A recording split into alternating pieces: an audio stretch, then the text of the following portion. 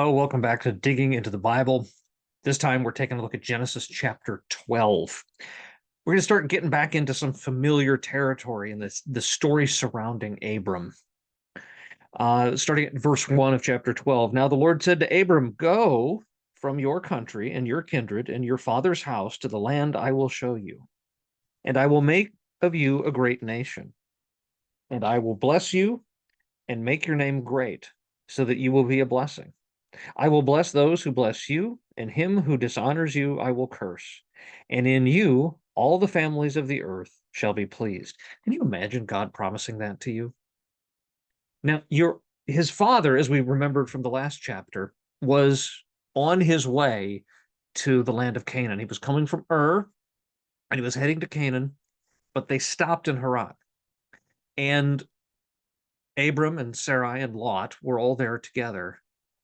And they paused and they settled and they didn't continue on. And now God is restarting that journey, but he's also making some enormous promises, huge promises that the world will be blessed through this man. Can you imagine that promise being given to you?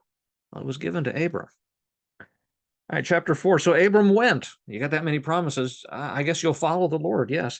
As the Lord had told him, and Lot went with him. Abram was 75 years old when he departed from Haran. And Abram told Sarai his wife, and Lot his brother's son, and all their possessions, and that they had gathered, and the people that they had acquired in Haran, and they set out to go to the land of Canaan. So they had prospered. Abram and his family had prospered. He had servants. And he was kind of a small enterprise, perhaps. He was a wealthy man, growing in wealth. And they gather together on the instruction of the Lord and continue a journey begun by his father. When they came to the land of Canaan, Abram passed through the land to the place at Shechem, to the oak of Moreh. At the time the Canaanites were in the land. Then the Lord appeared to Abram and said, "To your offspring I will give this land." So he built there an altar to the Lord who had appeared to him. From there he moved to the hill country in the east of Bethel, and pitched his tent with Bethel on the west and Ai on the east.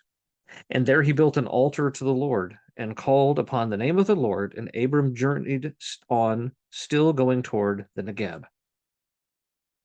God is continuing this promise. He's offering this promise that he will bless Abram, and through blessing Abram, he will bless the world. And that further, his descendants will populate this land. These are great blessings. Now, we get into another interesting story, and we get to learn a little bit more about Abram, because so far he sounds very faithful. God tells him move, and he moves. He says settle here, and he does. He tells him that his people, his descendants, will have this land, and he trusts in this. He builds an altar to worship the Lord because of this. But now, as the story continues, we learn a little bit more about his character. Now, there was a famine in the land. It is not uncommon. If you read the Old Testament, you will read multiple stories where there's a famine. So Abram went down to Egypt to sojourn there. Interesting. As you look forward, as we continue through Genesis and on into Exodus, you'll start to notice a pattern that when there's a famine, they tend to go to Egypt. Egypt was a location in that area that was less susceptible to famine, and so that's where you would go seeking relief. When he was about to enter Egypt, he said to Sarai, his wife, "I know that you are a woman beautiful in appearance." Great compliment here. "And when the Egyptians see you, they will say, 'This is his wife.' Then they will kill me, but they will let you live. So say you are my sister, that it may go well with me because of you, and that my life will be spared for your sake." What an idea. Tell them you're my sister. They won't kill me then. Now he leaves out what they might do if they find her beautiful and as a sister available. He's looking out for himself. Unfortunately, in this moment, he doesn't appear to be looking out for his wife. Maybe in his mind, giving the most credit to him possible, maybe he's thinking, I'm looking out for you as well, because without me, these promises of God might not be fulfilled. Well, I don't know. This does appear to be a little, well, it's not a little. He's protecting himself, and he's being deceptive in the process. When Abram entered Egypt, the Egyptians saw the woman was very beautiful. Well, he was right. And when the princes of Pharaoh saw her, they praised her to Pharaoh. And the woman was taken to Pharaoh's house. And for her sake, he dealt well with Abram.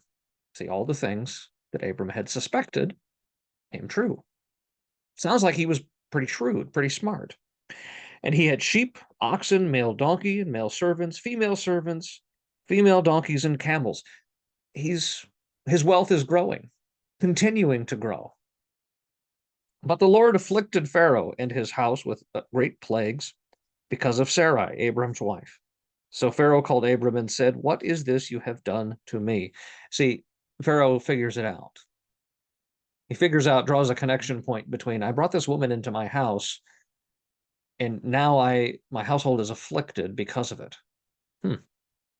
Why did you not tell me she was your wife? Why did you say she is my sister, so that I took her for my wife?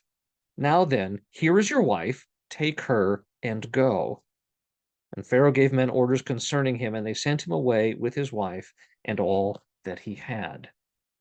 So interestingly, what happens is Pharaoh finds out. He's upset, but he doesn't punish Abram.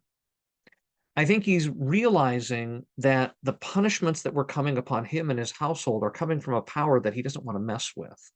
And if that power is acting out of a defense for Abram, he's smart enough to know, I've already made a mess of this. I didn't know I was making a mess of this. So if I do something intentional, I'm going to make a bigger mess out of it. I'm going to give this man's wife back, but I'm going to tell him to leave. And Abram leaves, and Sarai leaves. But interestingly, they leave wealthier than when they came. So God manages to bless Abram in the midst of Abram being deceptive, and God actually having to chasten him a little bit. It's an interesting story.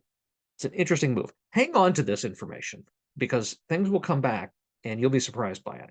That's the end of chapter 12. We'll dive into chapter 13 next week. God bless.